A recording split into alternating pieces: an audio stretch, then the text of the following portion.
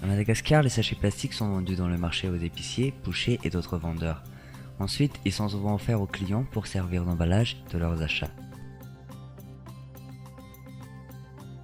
Ces sachets plastiques sont en majorité utilisés pour l'emballage et le transport des produits de première nécessité.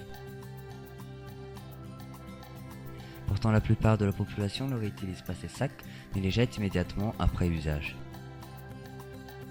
On retrouve pas mal de sacs plastiques dans les bacs à ordures, à part les autres qui sont directement jetés dans la rue ou dans la mer.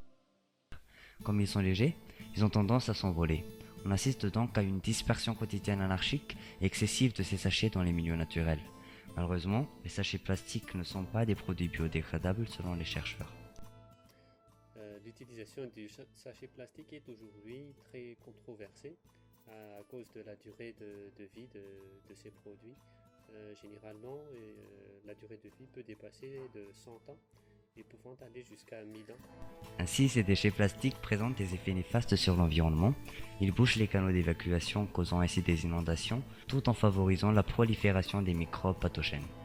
Ils détruisent les sols et causent les baisses de productivité agricole. Les animaux marins sont aussi victimes et causent la mort de ceux qui les mangent. Pire, ils nuisent à la santé de l'homme en émettant des polluants organiques provenant de l'incinération de ces sacs.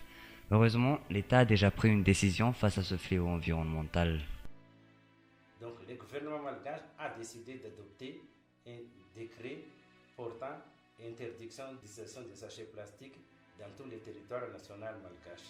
Dans une optique de développement durable, quelles sont les alternatives aux sachets plastiques? Plusieurs alternatives pourront être adaptées à ce problème de sachets plastiques, comme le sachet en tissu qui pourra être qualifié de durable et facile d'usage puisqu'ils sont pliables.